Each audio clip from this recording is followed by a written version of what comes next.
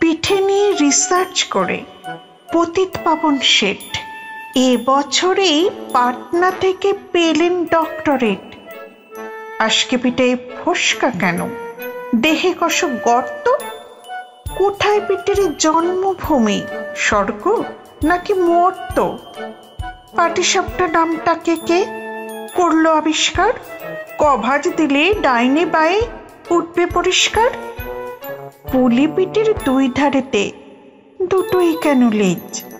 কোন সে পিঠে দারুণ মিঠে, খেলেই বাড়িতে? কোন পিঠেটা খেলেই ভীষণ বাড়বে মনের জোর? কোন সে পিঠে চিবিয়ে খেতে রাত হয়ে যায় ভোর?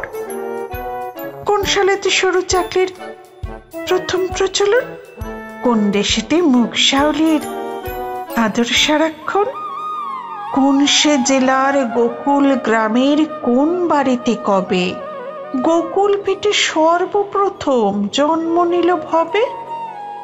কষের দুধে কষপুলি ফুটবে কত ঘন্টা, হিসেব মতো মিলিয়ে নেবে তিথি এবং ঘন্টা।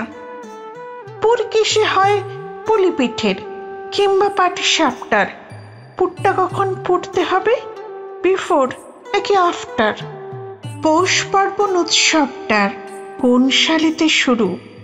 সর্বপ্রথম বাউনি বাঁধেন বিখ্যাত কোন গুরু?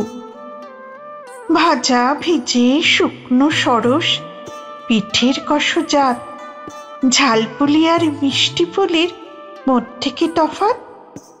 হাজার পিঠের হাজার নিয়ম, হাজার রকম স্বাদ, একটু এদিক ওদিক হলেই সবকিছু বরবাদ। এমনি করে তথ্য লিখে পতিত পাবন শেঠ বিশ্ববাসীর মুন্ডুগুলো করে দিলেন হেঁট।